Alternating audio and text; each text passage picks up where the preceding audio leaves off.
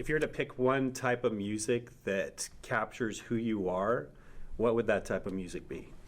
It's not grandly sexy or anything, but just folk. I listen to like one dude who can string a song together with just a guitar and his voice and say something that tells a narrative or tells an emotion, and that's what captures it for me.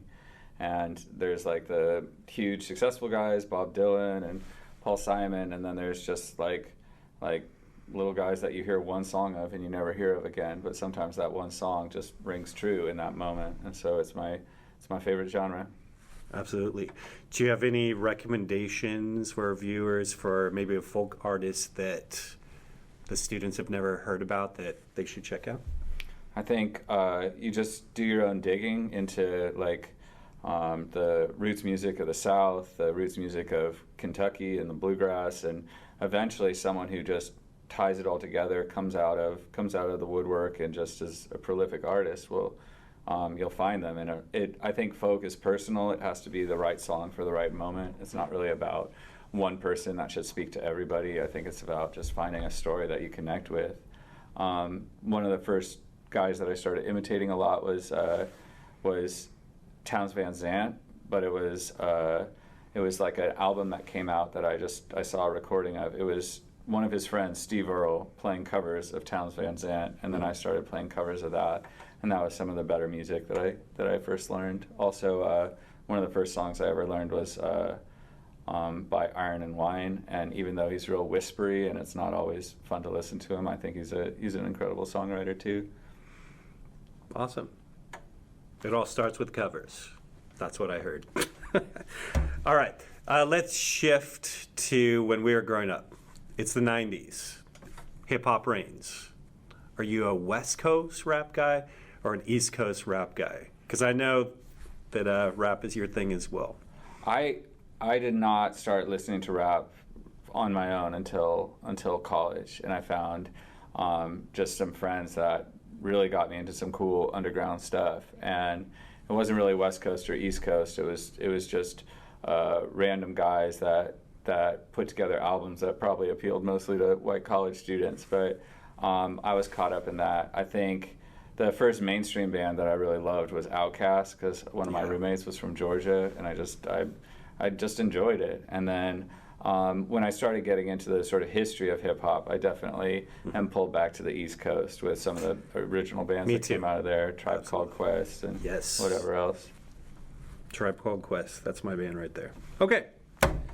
Well, one last question. If you can bring one artist back from the dead or the great beyond to make some new... Jimi Hendrix. Knows already. Jimi Hendrix? Is that what you're going to say? Yeah. Yes. Of all the people that I listen to and I see live footage of, there's just... I feel like watching him perform, it wasn't a routine and it wasn't a script. It wasn't someone knowing the notes that they're going to play. It was really just a burst of action and a frenzy.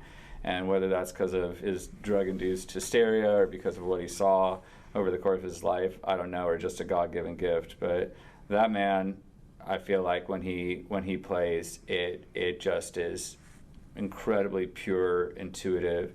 There's a concept of like a rhapsody, the idea of like gods or muses like filling a human person and just pouring out brilliance. And you run into some artists who created something so magical, and they're either like weird or disturbed or confused human beings. They don't actually live a really solid life, but they were able to come up with beautiful art, and you wonder, what is that like to have such incredible art pour out of you? And I don't know enough about Jimi Hendrix as a character, as a man, but you watch him play and you feel like something is pouring out of him that's coming from a different dimension. I agree.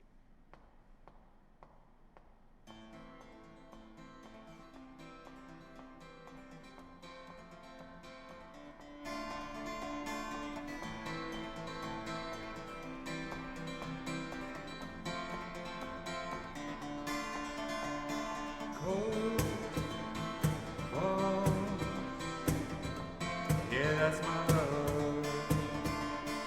She hides away